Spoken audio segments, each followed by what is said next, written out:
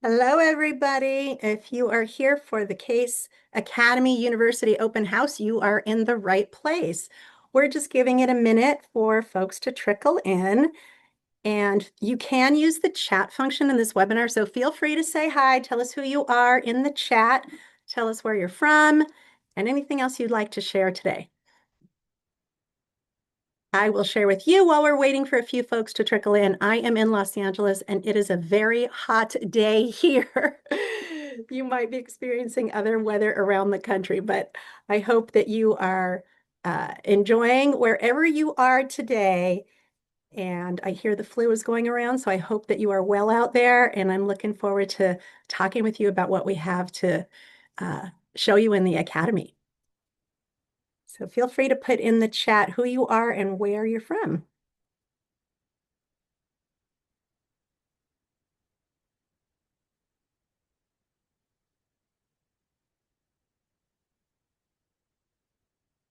Hi, Alabama.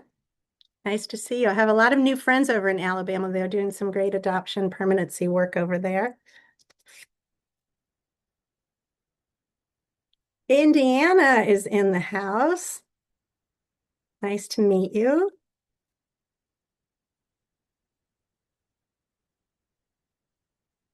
West Florida. Hi, Ashley. Glad you can make it.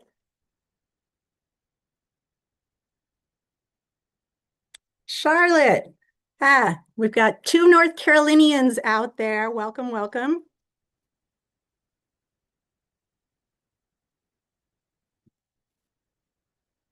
Okay, so as folks are putting their information in the chat, we've got more Charlotte. Uh-oh, we have a strong representation out of North Carolina. It's going to be interesting to see if you all know each other. One of the really exciting things about C.A.S.E and the Academy these days is how much we really want to engender partnerships and collaborations. And that's actually what we're going to be talking about today. We are super excited to share with you what we've got going on in the Academy. I am really curious if you've heard about the Academy so far in terms of what you might have already heard for practitioners that are advanced. But we also have been piloting for the last 3 years with interns. So that's what you're here to talk about today. You are very welcome to learn more about the advanced audience, which I'll be sharing more about shortly. But while folks are continuing to come in, I'm just going to go ahead and jump in. If I haven't met you before, I'm Laura Ornelas. I am the director of the C.A.S.E Academy. I've been with C.A.S.E launching this new endeavor for the last several years, and it's really my pleasure to be here with you today. So the C.A.S.E Academy really is about trying to stay on the front of everything that our learners in adoption competence may need. So one of the areas that we have found is so incredibly important are interns and universities. So the C.A.S.E Academy is really about building knowledge, but also skills. And that's really what we're going to be talking about today. How are you able to prepare your interns in the future coming workforce and why? Because it's so incredibly important to prepare them for the world that we are actually facing today. And I know that you know that, and that's why you came today, but I want to be able to sort of spell it out for you a little bit more.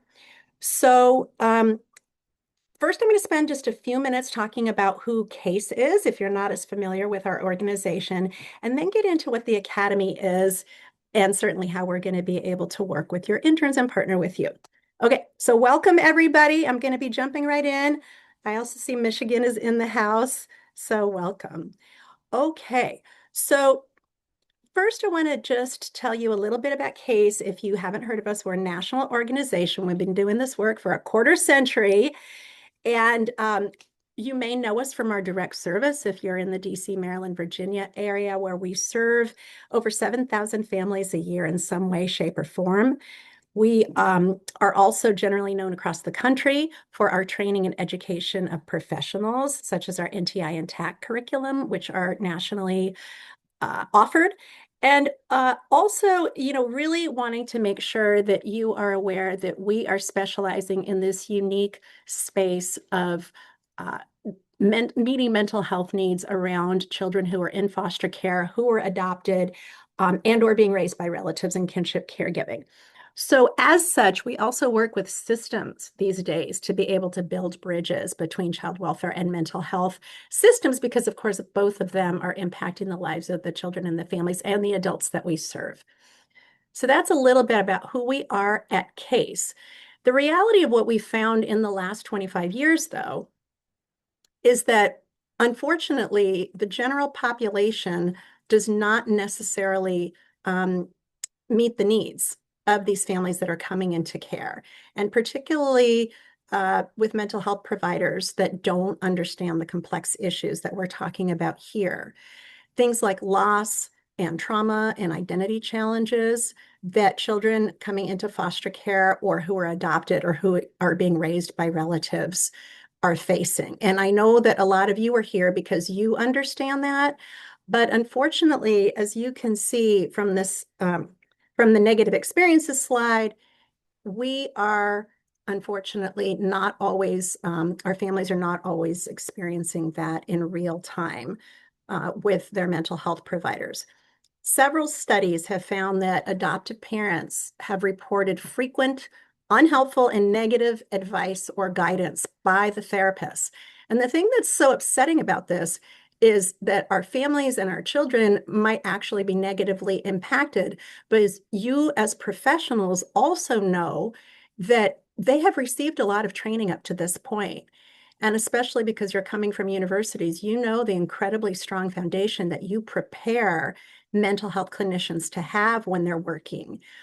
That said, this is an extra set of clinical competencies that our interns really need to be prepared with to be able to most accurately meet these families' needs. And I really want to emphasize this is not the training that is currently being done, with absolutely no negativity out there. But I'm going to share just a little bit about what we know about the educational system and the preparation system that we have currently in place for you to really see the importance of the academy as being something different than what is currently being offered. Because what you're doing is amazing out there. And our interns absolutely need that, of course, as you know. For this specialty, however, we know that clinicians are not prepared. Only 1 in 5 families in the many surveys that have been done over time report that their clinicians were adoption competent when they worked with their families. And yet, the specialized training with adoptive families was rated as the single most critical factor for families when they were trying to select a mental health provider. So there's a real disconnect, unfortunately. And unfortunately, we can see that whether we are prepared or not, that actually children and families are going to be seen with this life experience in all kinds of settings. So whether we are ready for it, our research indicates that foster and adoptive families are significantly more likely to work with mental health providers than non-adoptive families, that they actually, children in foster care, for example, have 5 to 8 times the rate of mental health service utilization. So we are seeing our interns, our clinicians out there that we're preparing are seeing these families. The question again is whether or not they have the skills and the knowledge to be able to really meet their needs, or are they having some of those experiences out there that we just looked at.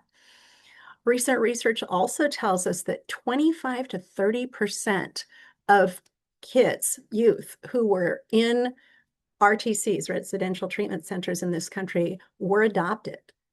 And that's incredibly disproportionate with the only 1% of the population that is adopted. And then, of course, if we start to measure children who are interfacing with the foster care system and the child welfare system, you can even imagine the exponential percentage of children in residential treatment centers. And again, unfortunately, the mental health providers in those settings are not necessarily able and skilled to really meet these particular needs that they're coming in with, and maybe weren't able to meet those needs before they got into the RTC in the first place.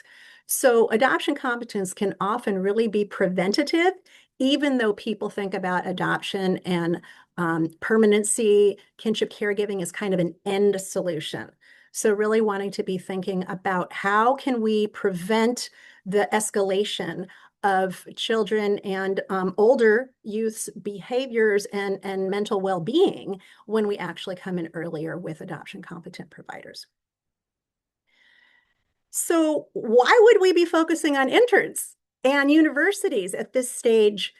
Because it's not necessarily where we were before when we first started this endeavor around adoption competence 25 years ago. What happened is, because you lived it, we all lived through a pandemic, a national pandemic. And you also, I'm sure, know that during that time, we developed a dual workforce crisis with mental health crisis. So this double whammy of the workforce turnover happening at the same time that mental health needs have risen so much more in the pandemic and post-pandemic, and of course, we all know before that it was already rising. So all of these forces came together, and what we were starting to experience across the country, our partners were telling us again and again, and we were experiencing too, that our mental health providers who were very experienced, who were licensed, who had been doing this for a long time, really were not anymore available to these families necessarily because they're very clinically complex, as you know. And as a result, they were leaving into other settings. And so we were all put in a position where we were hiring people with less and less experience. Does this sound familiar?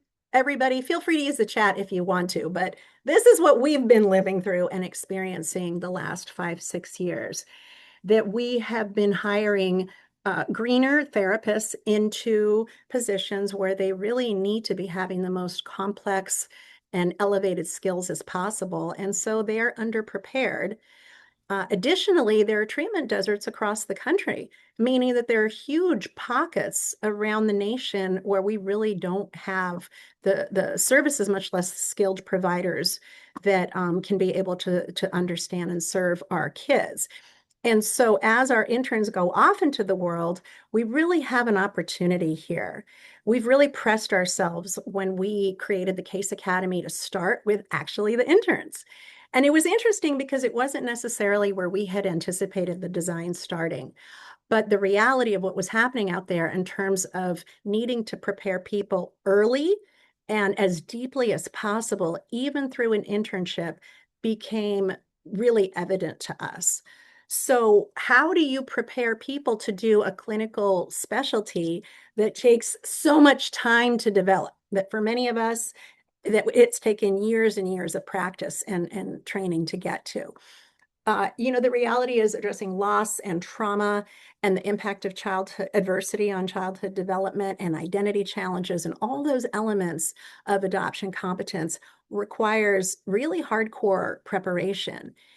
And unfortunately, what happens when anybody at any level of experience doesn't have that is they start to feel bad about the work they're doing. They feel underprepared. They feel stressed out. And we all know that ultimately that leads to burnout. So even people who had the high potential to potentially become this really wonderful social worker clinician in the world doesn't actually make it to that phase because we lost them before they could get there. Now, the flip side to that is we've discovered that when they feel prepared, when they feel better supported, they're much more likely to stick around, and they're the ones that become the future leaders of our field. And we certainly need that because, of course, we're not all going to be here forever.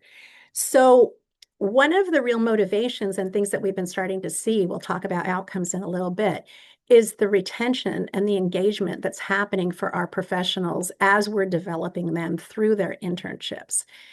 And then what starts to happen, which is very cool, is that students don't just graduate and go into any old job. They really can walk in and feel relatively prepared to do significantly more complicated jobs than their counterparts do, which again is nothing wrong with the other mainstream internship programs that they're experiencing, but it elevates their ability to take the harder cases and to actually understand what's going on. And even though they're obviously not going to be a complete rock star by the time they graduate from your programs, they do have a firm foundation to stand on. So they know where they need support. They know where they're going to get more training. They know who their people are to be able to get a better network around them to be able to serve these more complicated cases, as opposed to throwing up their hands, being lost in all the things that happens to our interns when they're not ready for their jobs.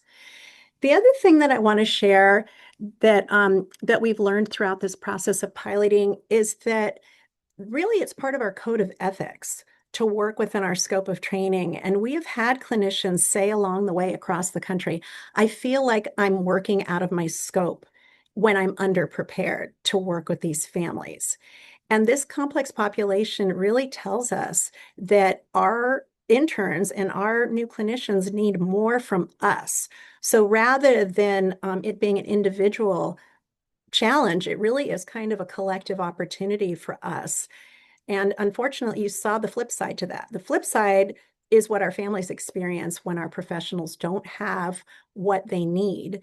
And so it could be that we're doing more harm than good to our families, but also to our professionals, right? Whereas when they have the preparation, when they have the training, they're both better prepared to take on their jobs, but also it better prepares them down the line as they continue on and they're potentially able to advance in their workforce. There are future licensed clinicians. There, 100% of our clinicians at C.A.S.E actually end up passing the licensure exams in their different jurisdiction because they are so clinically prepared by the time they get to that exam.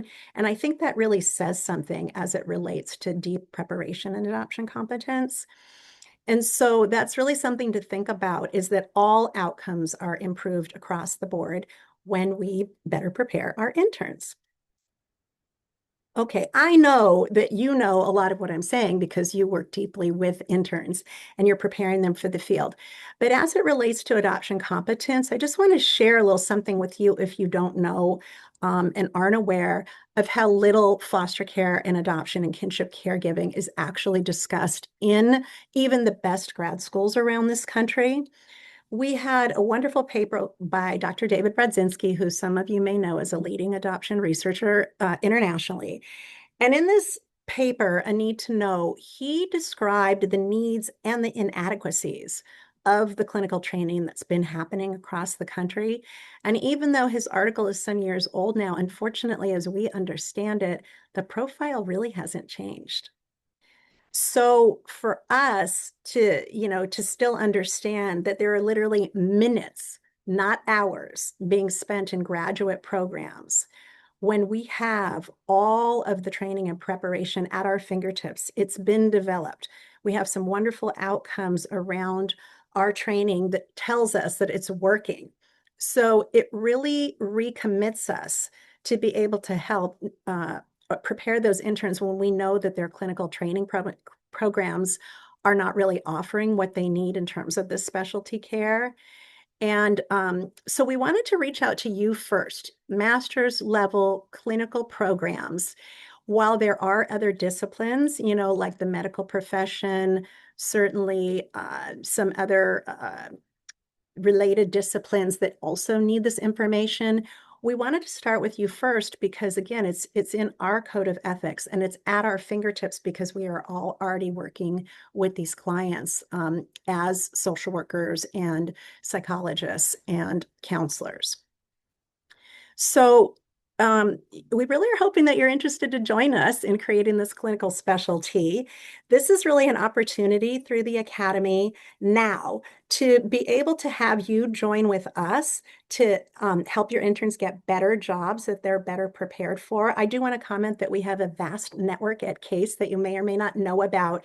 And some of our interns go on now to get jobs at where they were interning, which has always been true, but is particularly true as it relates to this specialty and the network that we've created for them.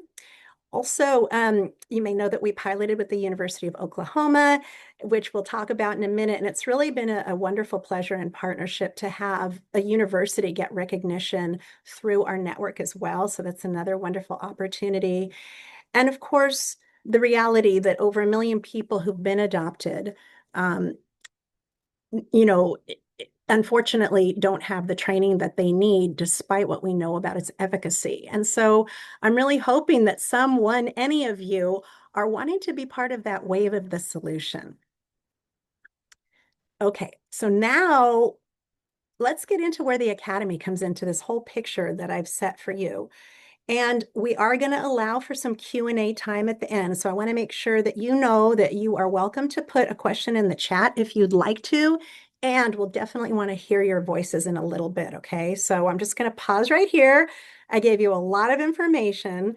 If there's anything that you want to put in the chat to address, feel free, go for it before I get into what the Academy is doing. Anybody disagree, for example, with everything I've shared so far?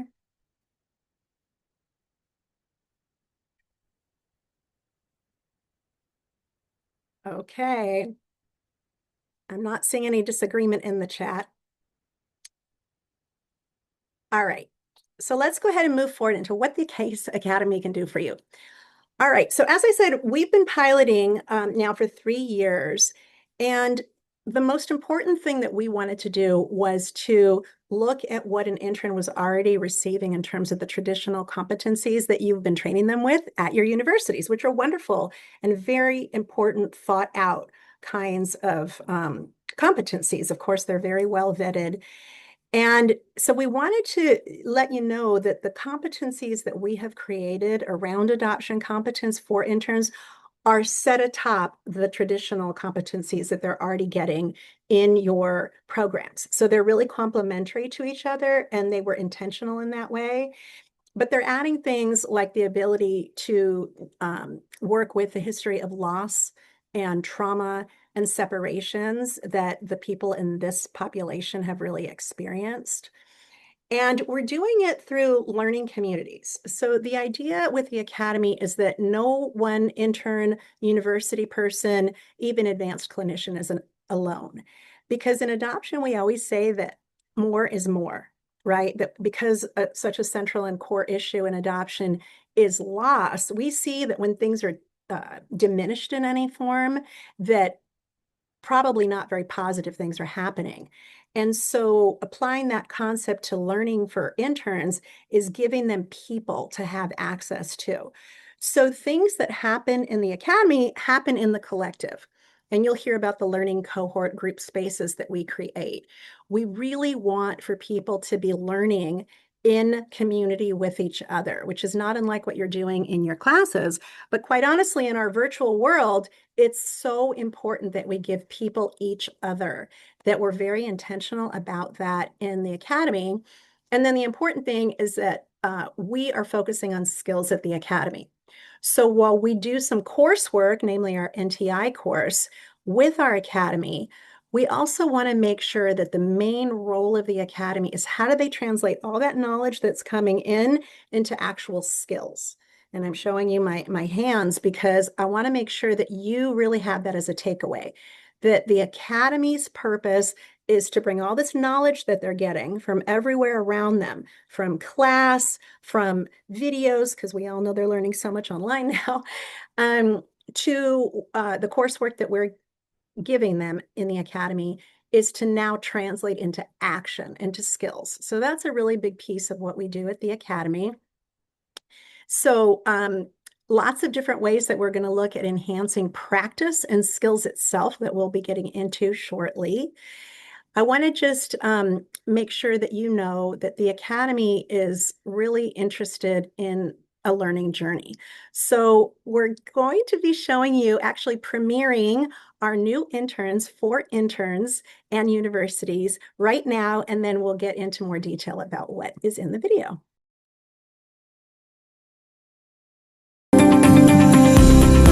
Welcome to the C.A.S.E Academy for Elevating Clinical Practice in Permanency. Built on more than 25 years of C.A.S.E's nationally recognized expertise in developing the framework of and evidence base for adoption competency training and practice, the C.A.S.E Academy represents a bold evolution in how we prepare and support mental health professionals to meet the complexities of this work. The Academy is a training partnership with universities designed to bridge academic learning with real-world clinical excellence. Through this collaboration, we are strengthening the pipeline of well-prepared clinicians entering the field. At its core, the Academy is a national best-in-class teaching and demonstration clinic. Through learning cohorts with other interns to integrating coursework and the chance to participate in a simulation lab. You ready, Becky? Let's watch you in action. Can you tell me a little bit about We are transforming the way interns are prepared for the workforce. This is more than professional development. It's transformative, and we want you to be part of it. What makes an academy internship unique is that we've developed a specialized set of competencies for foster care adoption and kinship caregiving mental health services that are set atop what they're already learning in their university competencies. It makes them more marketable, and it also makes them more confident, because then they have the capability of actually providing services to a more complex clientele than another intern would when they graduate, and that's huge. A C.A.S.E Academy internship offers structured, collaborative, and dynamic learning that helps students develop the key skills they need to build their practice. The Academy is an incredible learning opportunity that is very experiential. It goes beyond the classroom learning opportunities that I have in my traditional program. The Academy is such a rich experience for interns, and the purpose of the Academy is really to help them to integrate the knowledge that they're getting through school and through the courses that they're going to take with us to be able to integrate it into the practice. The C.A.S.E Academy offers interns a host of important benefits, including collaborative learning communities. One of the coolest aspects, I think, in this practicum opportunity and this collaboration with the C.A.S.E Academy is the ability to join with students from other states and other types of practicum placements. So they're able to hear all different types of experiences and perspectives. One of the things that I want people to know about the Academy is how much value there is in the group cohort model. It's one thing to be able to incorporate what I learned in the training at my own site with my own clients. It's another thing to be able to hear the experiences of my peers. I feel it really broadens my perspective on what adoption competency looks like. Simulation labs. The simulation really puts you into that question of what would you do if this was your client, or what would you do if you were in the clinician's shoes? Just to have that opportunity to see ourselves, to reflect on our strengths, our areas where we can improve more.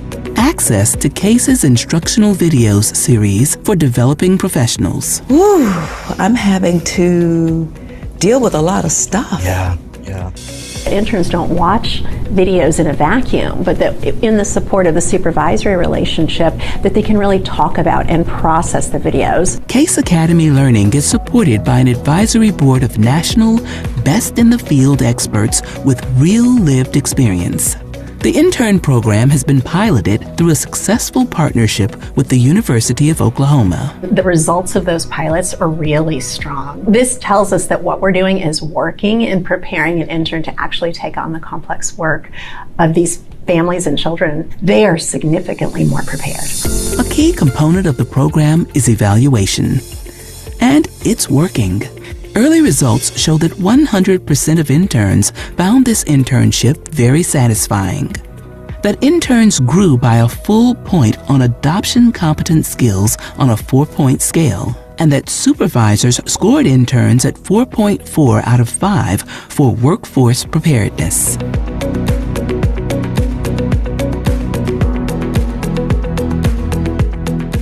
Everything that's happening in the Academy is something that we're also studying. And this research is feeding back to the intern, the supervisor, and the university. The C.A.S.E Academy will continue to support student growth now and in the future. Laura has done a fantastic job of taking time to dig in, ask really meaningful questions, and spend time with the students as they sometimes wrestle and struggle and process some of these deep, complex, and unique characteristics that our families in post-adoption face. We know that when mental health practitioners are really prepared with the skills and the knowledge they need to work with children and families with the life experience of foster care and kinship care and adoption, it makes all the difference in their outcomes.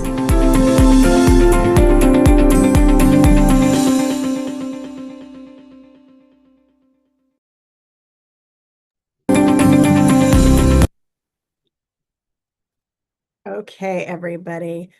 I hope that you got a sense of what the Academy is about through that video, and we're going to go ahead and unpack it a little bit and make sure that we can address some of your questions before we get to our Q&A, because I'm sure now your brains are getting turned on. You're getting ready to hear more about what actually is this academy business in terms of what do you do.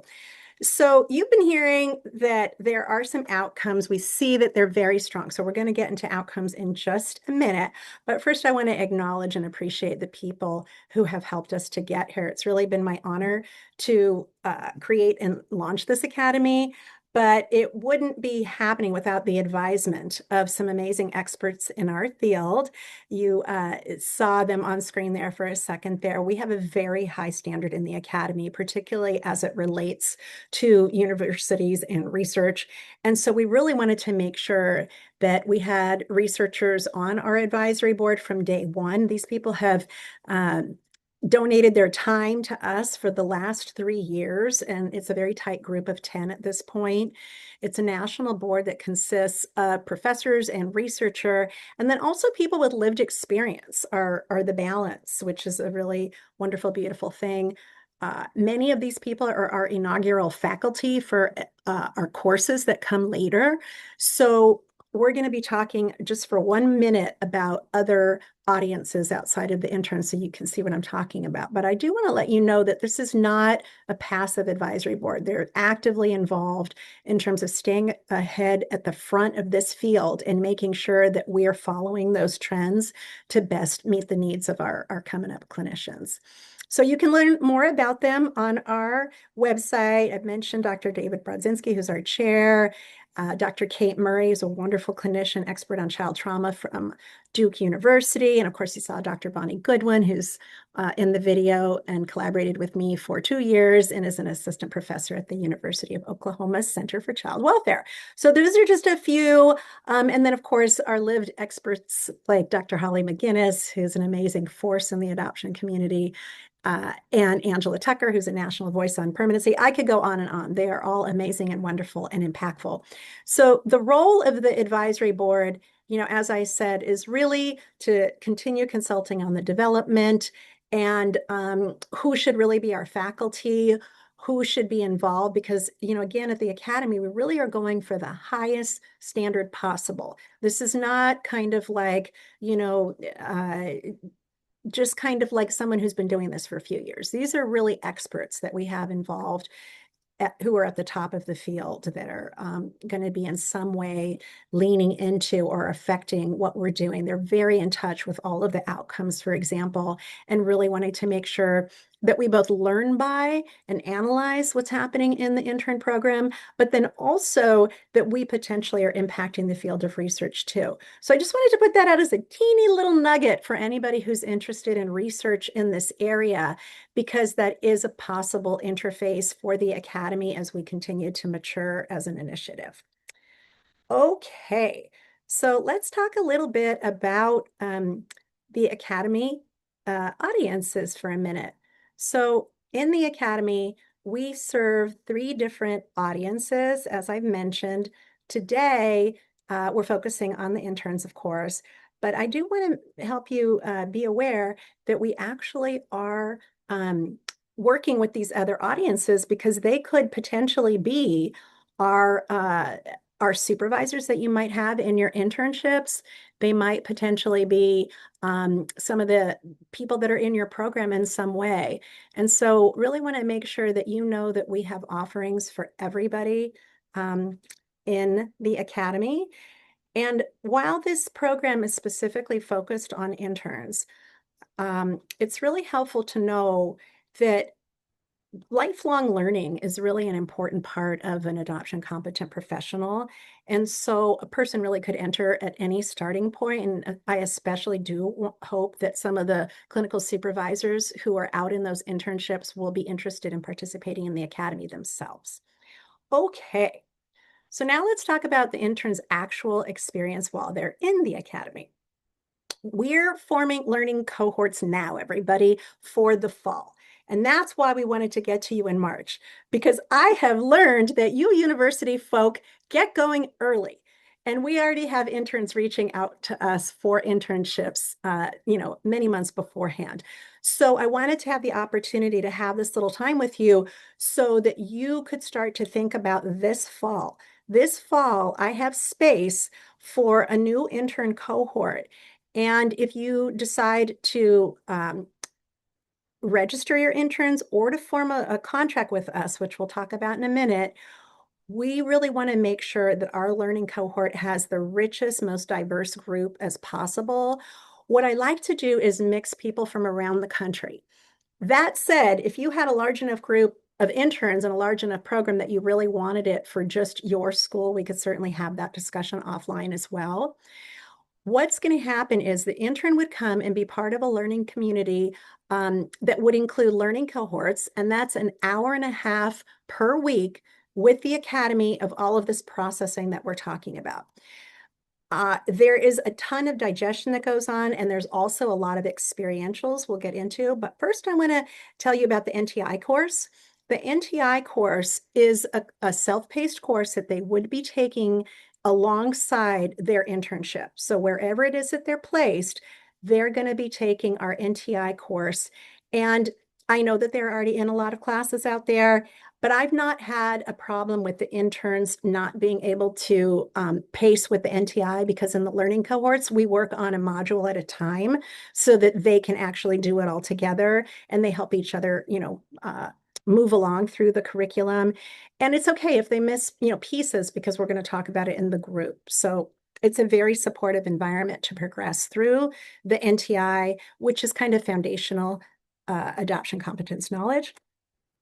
They also will have access to additional trainings with us while they're involved with Academy. And that could be other signature trainings that we have at C.A.S.E, like our Beneath the Mask curriculum, for example, our Wise Up curriculum. These are things that are constantly being refreshed that give them continued skills that they would have as a result of participating in the Academy. And the other thing I want to say is that we have so much practice that we're trying to hit home that we created a clinical library for our interns, because we have found that when they're out there in the world, frankly, they're not getting exposed to adoption competent practice in all of their internship settings. And so we couldn't confidently rely on those settings to provide the modeling for them to shadow. And we all know that's a critical part of an internship, right? So what we did instead is we created a two-pronged approach for experientials, one of which is that we created an instructional video series where we literally have adoption competent therapy sessions depicted, and those are topical. So I'll show you what those topics are of adoption competence in a few minutes. And they have a short little lesson that I created for them so that they can watch it again and again if they need to really reinforce the learning. And then we pick apart the sessions in the learning cohort, or they could do it with their supervisor, to be able to really look at what it's like in practice to have an adoption competence session in a particular area. We also, courtesy of our relationship with the University of Oklahoma, created a simulation lab. And I think some of you might be using them out there. This was new to us, but we have since created the first of its kind adoption competence simulation lab. We're really excited about now under our own roof. We got our own software and actors to be able to expose our interns to experiences that we call events, for them to be given an adoption competent scenario, and then we have an actor play out that scenario with them, and then they can actually feel in real time what it is like to be able to practice in an adoption competent space. And then in a very strengths-based way, we're going to be able to give them feedback within the protection, I'm going to say, in the security of the group. So they will have access to all of that in their year in the academy. I especially want to emphasize those last two offerings that you saw on screen. This real life practice piece is really huge in the academy, that pairs so well with whatever internship they actually are being assigned to, because they don't necessarily get to see or do everything in that setting. We all know that that's true. So we even went so far with our simulation lab to be able to create a scoring rubric. so that we can actually measure where they are in their skills. And then we share that with their supervisor. They share that with their supervisor. They're going to do a self-assessment on where they are at the beginning, the midpoint, and the end of their internship. And then they're going to get their scores from the simulation lab. And we get to see throughout, the middle, or sorry, the beginning, the middle, and the end, how their scores grow. And it's a real confidence builder. And it also is a really important way that we can help them and their supervisors and their universities target where is it that they have gaps in their learning? Where could they benefit more from, both in this internship, both in their academy experience, and possibly even at their university? So we're learning a lot from those scoring rubrics and assessments. Okay. Just a quick time check for you, Laura. Like about 10 minutes before I know you wanted to transition to Q&A. We're at about 3:40-ish. Okay. Thank you, Hillary. So just quickly, I'm going to show you the topics that we have in our video collection, because I want you to see literally what we are unpacking in these sessions. So for those of you who know adoption competence, you're going to see that we're really emphasizing the family work, the trauma-informed care, and the impact on a child, that we're helping them to learn a certain entry level of experiential techniques, not just talk therapy, which we know is, importantly associated with trauma-informed care, that we are helping them to specialize in this important component of the adoption story itself, loss and grief and race and culture, and the importance of structure, routine, and rituals in their families. And then, of course, where there's special offshoots around kinship caregiving considerations. So that's packing a massive punch that they have access to literally only in the academy. We created it for them. Okay, so let's move into probably one of your biggest questions. And I think, did somebody already put this in the chat? Yeah. Okay. Got your question. I got you covered right now. Where are the interns interning? Your program is running the way that it always runs. They have their regular classes with you. They have the internship that they would have naturally found. But they really need to be in an internship and identified through their interest in this area. So an internship where they're able to see families who are in foster care, adoption, kinship caregiving situations at least half of the time, I would say, in their own local community that they have access to. Now, if they happen to live in the DC, Maryland, Virginia area, of course, we're happy to talk to you about the few slots that we have for internships at our site in Maryland. That said, we really want to open this across the country. So we need to work with you to make sure that they're in intern sites where we can do this work. So the internships happen as they always do. And this is an adjunct or an add-on. Remember, we always say adoption is more is more. So this is more that the intern would have access to. Okay, I hope that answered that question. I want to spend our last few minutes before Q&A getting into results. We have demonstrable results from our pilots that really are sharing or showing us how well the Academy is working, because we've created this measurement system, again, through the advisement and support of our advisory board, university folk. So I mentioned to you the self-assessment. Also, the supervisor is doing an assessment at midpoint and at finalization. And what this allows for is this very important conversation that happens in that incredibly critical supervisory relationship, so that when they see that the intern isn't progressing in certain areas, they can actually do something about it in real time throughout the course of their internship. So that's a really huge piece. I mentioned the scoring rubrics already in the simulation lab, and I'll show you a slide real quick about those results. And then the NTI scores are growing by more than 25% per module out of a 100-point scale. So you'll see these graphs because we're going to whiz by them, but I want you to know that really in every measure that we have, the interns are knocking it out of the park. And you can look at the numbers as university folks. I'm sure that you're going to be interested in that. But I want to give you a little anecdotal or qualitative data. These were some of the quotes from our interns that were part of the pilots. One said at the end of it, "I feel like a different person. I feel special, a step ahead." Another said, I learned so much I can implement with foster and adoptive parents. There was just so much important learning. And another, I came in a baby learner, but I came out a different person. So that's what they said when they finished their internship. And we also have data now 6 months after they finish their internship about lasting impact. So we'll just quickly go through those slides. Again, just recognizing the importance of that partnership with University of Oklahoma. It was actually funded through their Department of Health Services because they wanted to grow their workforce. So they actually put additional funding, not just for their interns, but also for their clinical supervisors that they wanted to develop. And one important note for any of you out there who are good partners with your child welfare system, they really wanted to preserve child welfare workers who were working at bachelor's level in their CPS systems, but then were going to grad school and getting their MSWs. So this incredibly important thing is they preserved their actual workforce in this program. And then those people were prepared to become clinicians on the other side of the house who ended up being embedded in the child welfare programs to provide mental health services in a field-based capacity. So it was this fabulous full circle where I was also able to work with preparing their clinical supervisors, once CPS workers.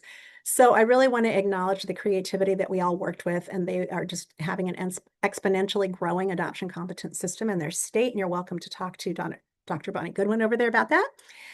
Okay, so let's just get into a few little quotes, measures. I will give you one quote, though, from Dr. Bonnie Goodwin. She wanted you to know it's been a wonderful opportunity for practicum students to dig deep and gain specialized training, experience, and perspective that they will take with them into the field after graduation. All our interns have grown so much, their practice skills, but also awareness, ethical understanding of what's needed for foster care and adoption population, and the desire to advocate for further adoption competency in their community. Okay, so we are just going to highlight a few concrete outcomes right now and then open it up for questions, okay? I already mentioned to you our NTI scores. So these are scores from the 2 interns we initially started with that then grew to 6, that then grew to 10. And as I mentioned, 25 was our minimum growth. We had some modules as high as 42 points. And what growth? And why that's so interesting is, remember, some of them were already CPS workers. So what does that tell us? This is not information even experienced interns are coming in with, and they weren't getting it in their grad program. So areas like loss and grief, for example. Okay, so I want to move to the next slide in terms of those self and supervisory evaluations that I mentioned. And anybody's welcome to look more deeply at this data later. If you want it, feel free to request it. But the interns ranked themselves as remarkably growing. They actually started out on a 4-point scale, ranking themselves as 1.1 in most competency areas, but their competencies across the domains by the end of their internship grew to a 3, which is really wonderful. Interestingly, their supervisors ranked them slightly lower, which again is really important to note, that power of the supervisor understanding what the intern doesn't know in this measurable way. They can literally say, you ranked yourself a 3. I ranked you only a 2, and this is why. And let's get you some other exposure or training to be able to grow in that area. So that is a really key piece there. And remember, you heard that important metric. The interns rank themselves 100% of the time as being highly satisfied with this experience. So that tells us that this was done not only in a strengths-based way, but in an effective way that meant something to them. Okay, on the screen, you see one intern's scores on the self and supervisory assessment. Look at how flat those scores are coming in. She came in saying she knew practically nothing in all of these adoption competent areas. And what's interesting about her, she was actually a kinship caregiver in her personal life. So as you can see in the end, she actually was giving herself 4s, the highest ranking, and her supervisor was agreeing in a lot of those particular areas.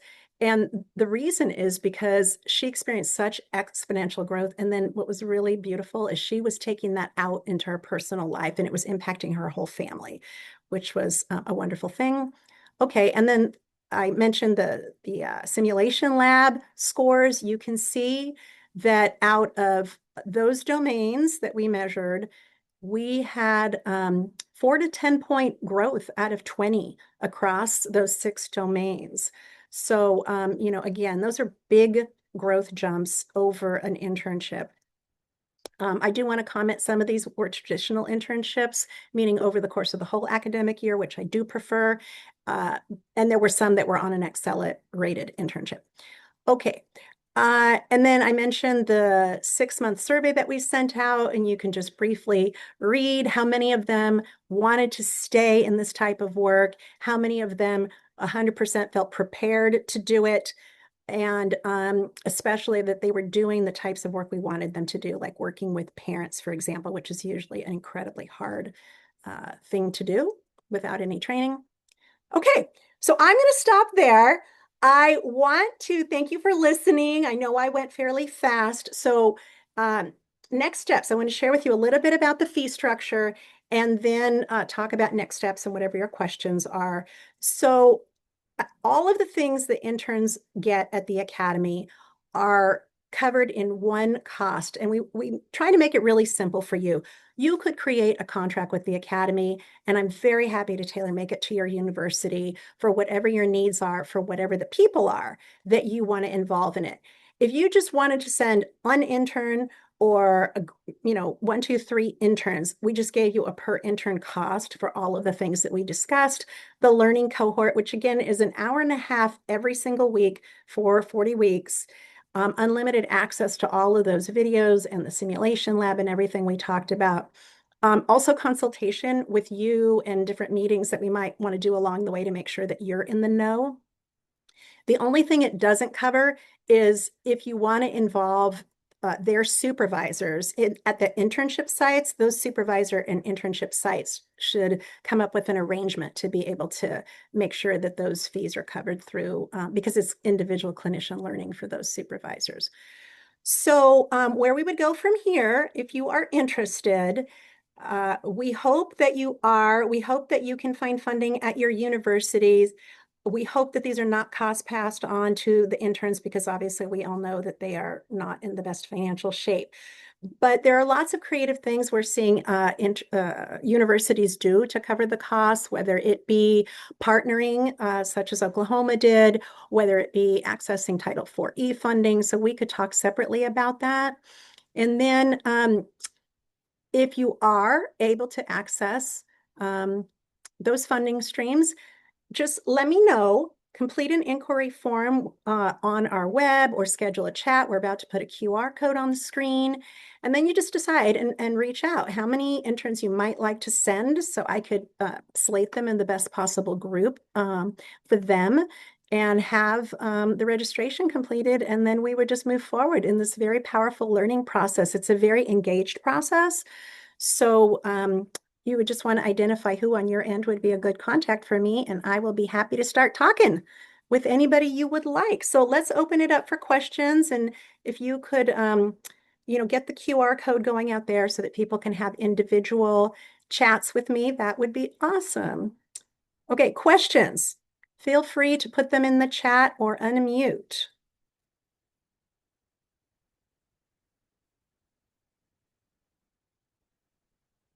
Jacqueline, did I answer your question? Or do you have any more in there?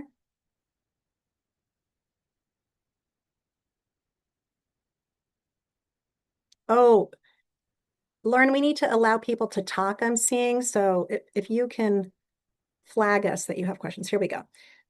All right. I'm not sure if I'm pronouncing your name correctly, if it's Hara or Jara. I'm sorry for mispronouncing your name if I am. How many spots do we have available for fall? It really depends. I do have adjunct facilitators, so I can open it up to as many as we need. I would like to have a minimum of 8. If you want to be mixed with another group, that's the maximum number per group. So it would kind of work in those exponentials of 6 to 8. Okay, good. Got that answered, Jacqueline. Okay. I think you answered that. Can you hear me? I can hear you now. Yeah. Okay, yes. So it's Jara. And thank you. So you would like to have 8 in a cohort, is that what I'm understanding? But you're wanting those to be diversified across the state or no? Yeah, great question. So we can do it one of two ways. We can either have you just do a fee for service per intern because you only have 2 or 3 that, you see as specializing in this area.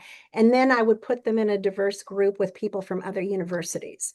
However, if you want to do a contract with me to just have your own 6 to 8 interns from your own university, then we would separately contract for that.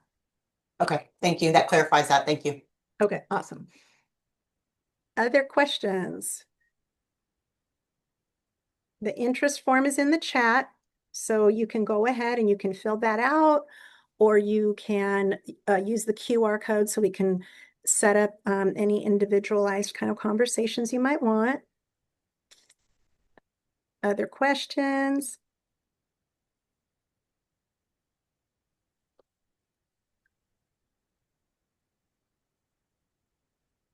Did we actually answer them all? Or maybe you're just Germany. I'm very curious, especially because I want to answer your questions, but I'm also curious because you're our first university open house. So I'm curious, what are universities thinking about? What are you wondering? What are you challenged by? What do you think is a great idea versus a not great idea? Feel free to shout it out, put it in the chat, email us on the side. Really would love your feedback. So Laura, this is Jared Dillingham again at USI. I think this is a phenomenal idea. I think we absolutely need more adoption competent clinicians out in the field. I think the biggest barrier is going to be the finances, but ironically, next week I have a meeting already scheduled with our Department of Child Services and with the 4E. So I'm curious to maybe engage in some conversations there to see if that's remotely possible. Wonderful. Okay. Yeah, and we want your feedback too on the funding, because the more that you learn at your universities about how you can fund, the more that we can pass that on to other universities, to help the momentum grow. So thank you for that. All feedback is very welcome.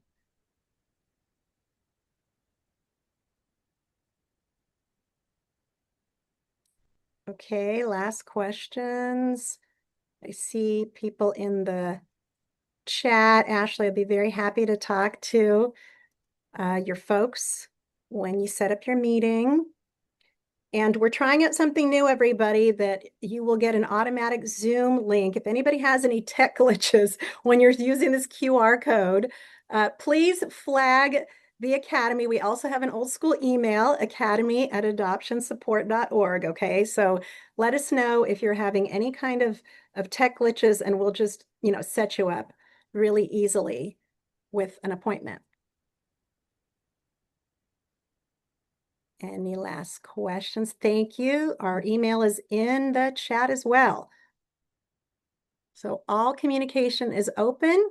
Last questions, comments? Thank you for coming. I really want to thank everybody for your participation, your listening ears, thinking with me on this. Cannot do this without university collaborations. And I really, really hope that some of you are interested, hopefully for this fall, but this is going to keep going and this momentum is going to keep growing. So if not this time, just be reaching out any old time through the year, and we can be thinking together about how we could plant the seeds for the future. Thank you so much for your interest. And I really know that you have some passion for these families, or you wouldn't have come today. So thank you for all of that and the impact that you're making on a daily way. Happy Social Work Awareness and Clinician Awareness Month out there, everybody. Take good care.